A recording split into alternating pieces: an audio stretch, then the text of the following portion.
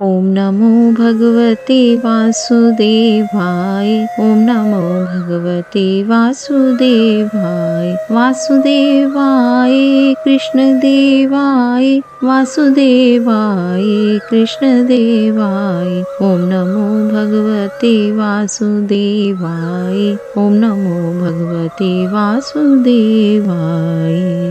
जय श्रीमन नारायण, जय श्री राधे, जय श्री श्याम। हमारे ज्ञान गंगा चैनल में दोस्तों आप सभी का फिर से स्वागत है। आज हम श्रवण करेंगे कार्तिक मास महात्म्य का आज का अध्याय। सूर्य जी कहते हैं ध्वजारोपण यानी झंडी लगाना सब पापों का नाश करने वाला है। चारों वर्णों में से जो कोई भी भगवान के मंदिर में झंडी लगाता है वह ब्रह्मा आदि देवताओं से पूजित होकर विष्णु लोक को प्राप्त हो जाता है। नारद जी कहते हैं, हे राजा पृथु, हम तुम्हें एक पुरातन इतिहास सुनाते हैं। पूर्व काल में सतयुग में सुमति नाम वाला एक चंद्रवंशीय राजा था। यह राजा भगवान का भक्त, अहंकार रहित सप्तद्वीप का राजा था। सत्यवती नाम वाली उसकी रानी अत्यंत पतिव्रता थी। वह भगवान के सामने नृत्य किया करती तथा कार्तिक शुक्ला द्वादशी को भगवान के मंदिर में ध्वजा बांधा करती थी। एक दिन राजा तथा रानी को देखने के लिए विभांडक ऋषि आए। राजा ने उनका अत्यंत आदर सत्कार किया। तब राजा को ध्वजारोपण करते हुए देखकर मुनि ने कहा, राजन, भगवान को प्रसन्न करने के और भी अनेक साधन हैं, परंतु तुम्हारी इस ध्वजारोपण में इतनी श्रद्धा क्यों है? राजा कहने लगा, हे मुने, एक अत्यंत अद्भुत आश्चर्य युक्त इतिहास है जो मैं आपको सुनाता हूँ। मैं पूर्व जन्म में मालिनी नाम वाला कुमार्गी, ब्राह्मण द्वेषी, महापापी शूद्र था, साथ ही वैश्यागामी भी था। मेरे इन कर्मों को देखकर मेरे बंधु बांधवों ने मुझको त्याग दिया। इसके बाद मैं वन में जाकर एक टूटे हुए विष्णु मंदिर में रहने लगा और वन के मृग आदि जीव जंतुओं को मारकर पेट भरने लगा। इसके पश्चात विंध्याचल पर्वत पर रहने वाली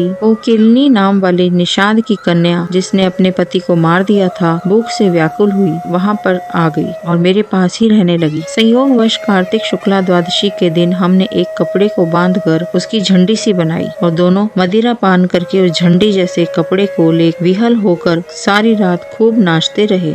सारी रात नृत्य करते रहने के कारण प्रातः काल हम दोनों की मृत्यु हो गई। अब यमदूत हमें पाश में बांधकर मारते हुए यमराज के पास ले जाने लगे। उसी समय विष्णु भगवान के दूत विमान लेकर वहाँ पर आ गए और यमदूतों को धमकाते हुए बोले, तुम पापियों को यमपुरी ले जा सकते हो, धर्मात्माओं को नहीं। परंतु यमदूत भी अत्यंत क्रोधित होकर कहने लगे, यह दोनों महापापी हैं, इस कारण यह यमपुरी ले जाने योग्य हैं। इन दोनों ने जीवन भर एक भी पुण्य कार्य नहीं किया है। तब विष्णु पार्षद कहने लगे कि महाखेद की बात है कि तुमको धर्म अधर्म का कुछ भी ज्ञान नहीं है। यह ठीक है कि ये दोनों सारी आयु महापापों में रत रहे हैं, परंतु इन्होंने कार्तिक शुक्ला द्वादशी को भगवान के मंदिर में ध्वजारोपण तथा नृत्य किया है। अतः अब ये पापी नहीं रहे, इनके संपूर्ण पाप क्षय हो गए हैं। इस कारण ये विष्णु लोक में जाने के अधिकारी हैं। भले ही इन्होंने अनजाने में ही ये सब कार्य किए हैं। इसके पश्चात विष्णु भगवान के दूत उन दोनों को विमान में बिठाकर विष्णु लोक को ले गए। नारद जी कहते हैं कि हे राजा पृथु, अनजाने में भी ध्वजारोपण का ऐसा फल है, तो श्रद्धा के साथ कार्तिक शुक्ला द्वादशी को जो ध्वजारोपण करता है उसके फल का तो कहना ही क्या है।